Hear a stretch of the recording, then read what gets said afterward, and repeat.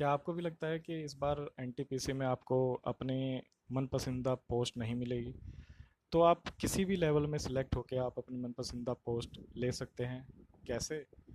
तो railway GDC ई का exam तो आपने सुना ही होगा।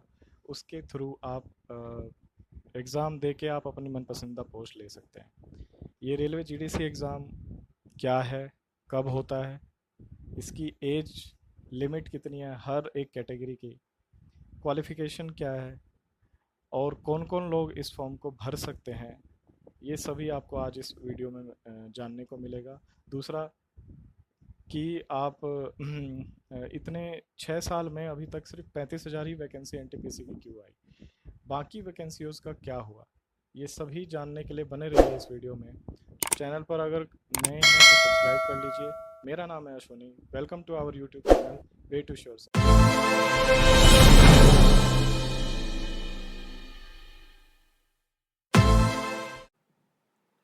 Hello guys. चलिए पहला पॉइंट, कितने पॉइंट्स हम उनके बारे में पहले डिस्कस कर लेते हैं कि इस वीडियो में आपको क्या जानने को मिलेगा। तो सबसे पहले मिलेगा आपको रेलवे जीडीसी के ई के बारे में कि रेलवे जीडीसी क्या होता है, who can fill up the form. और न्यू वैकेंसी अभी 2022 में ही आई थी अगर आपने नोटिस किया होगा तो।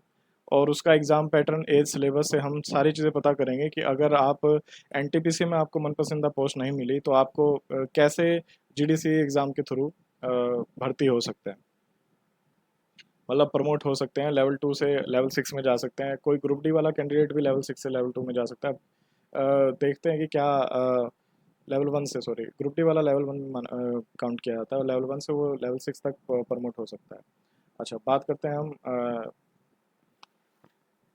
इसकी बात करते हैं हम इसके बाद जो हम 50 पॉइंट के बाद जब बात करेंगे तो इससे अगला जो पॉइंट है वो हमारा ये है कि 6 साल में अभी तक सिर्फ 35,000 वैकेंसी आई है, सिर्फ 35,000 वैकेंसी।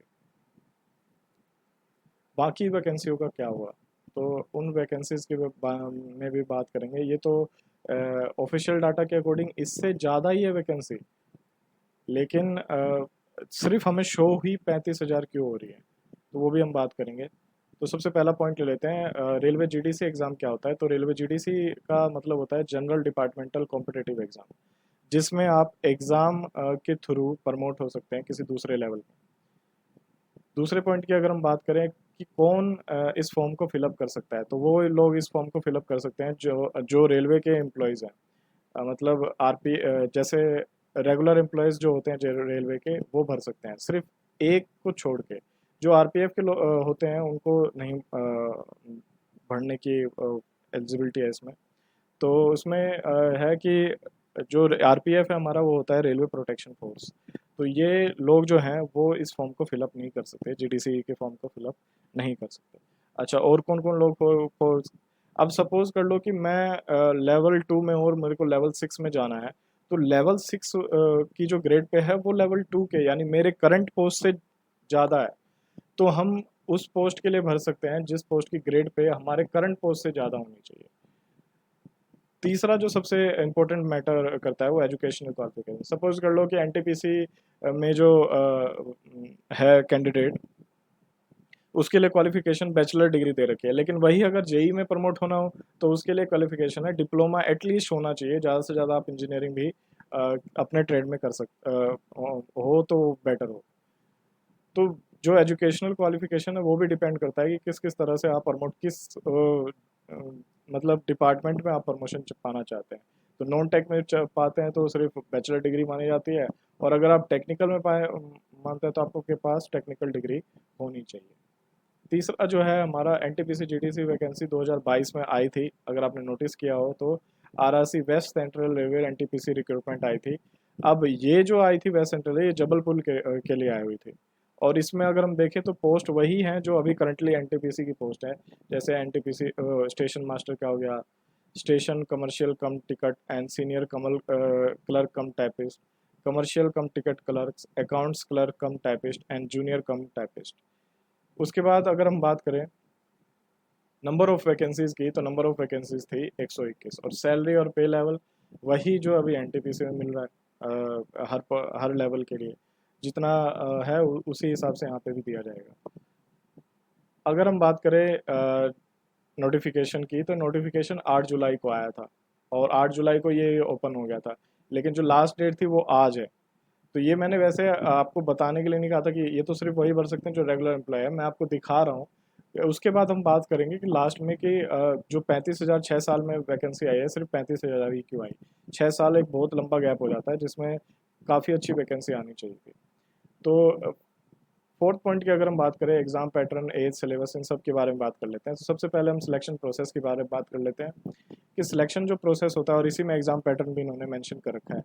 सिलेक्शन प्रोसेस ये होता है कि आपको एक सिंगल स्टेज सीबीटी कंडक्ट किया जाएगा सभी कैंडिडेट्स के लिए, और जो सीबीटी है उसमें सिर्फ एप्टीट्यूड टेस्ट है, और उसके बाद एक नेगेटिव मार्किंग भी है इसमें 1/3 की। तो एक सिंगल स्टेज सीबीटी होगा, उसके बाद आपका एप्टीट्यूड और टाइपिंग स्किल टेस्ट होगा।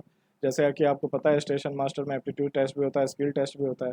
उसके बाद अगर हम बात कर लें document verification, medical examination round होगा इसके बाद, ठीक है।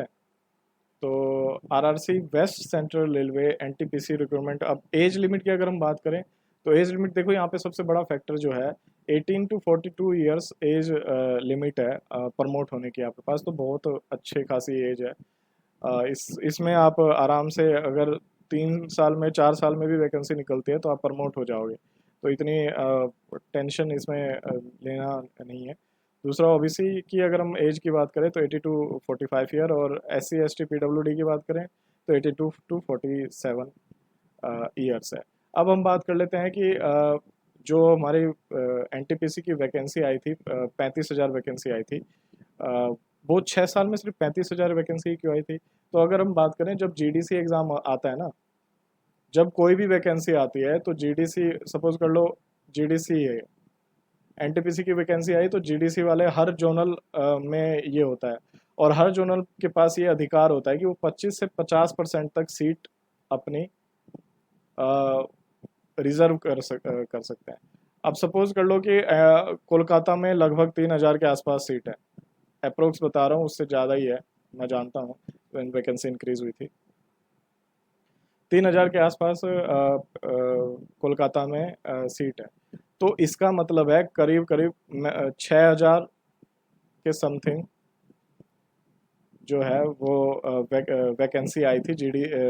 तो इसमें क्या था, 50% जो है वो जीडीसी में के बच्चों के लिए था, जो रेलवे के ऑलरेडी एम्प्लॉयज़ हैं उनके लिए था, और जो 3,000 जो बच गया, जो 50% है, वो बाकी सभी सेंट्रल लेवल के लिए था, जो भी एनटीपीसी में भर सकते हैं। तो इस तरह से जो है वैकेंसी कम हो जाती है। यानी इस बार जो ऑफिशियल डाटा के अकॉर्डिंग